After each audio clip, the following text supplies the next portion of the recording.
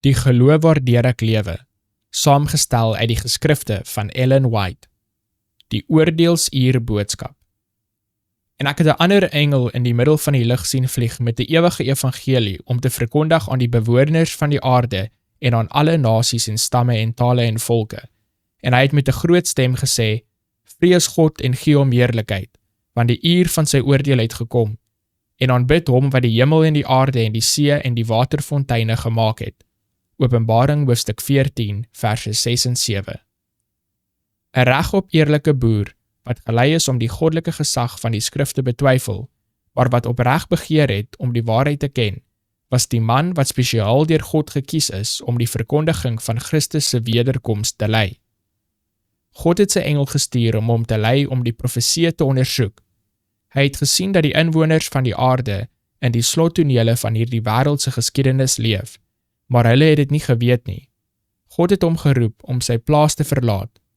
Met bewing het William Miller begin om die geheimenisse van die koninkryk van God aan die mense te ontvou en sy hoorders deur die profeseë tot by die wederkoms te dra. Duisende is gelei om die waarheid wat deur William Miller verkondig is te omhels, en dienaars van God is opgewek in die gees en krag van Elia om die boodskap te verkondig. En toe die plegtige waarskuwing om te vlug van die toorn wat sou kom weer klink het baie wat met die kerke verenig was, die genesende boodskap ontvang. Hulle het hulle teruggevallig gesien, en met bittere trane van bekering en diepe sielsang het hulle hul voor God verneder. Die spesiale seën van die Here, beide in die bekering van sondaars en die herlewing van geestelike lewe onder Christene, het getuig dat die boodskap van die hemel was.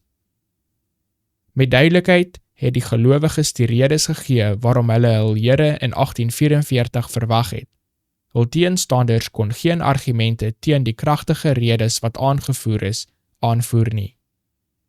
Die aankondiging, die uur van sy oordeel het gekom, wys op die slotwerk van Christus se bediening vir die redding van mense. Dit kondig 'n waarheid aan wat verkondig moet word totdat die Verlosser se voorbidding sal ophou en hy na die aarde sal terugkeer om sy volk na homself te neem.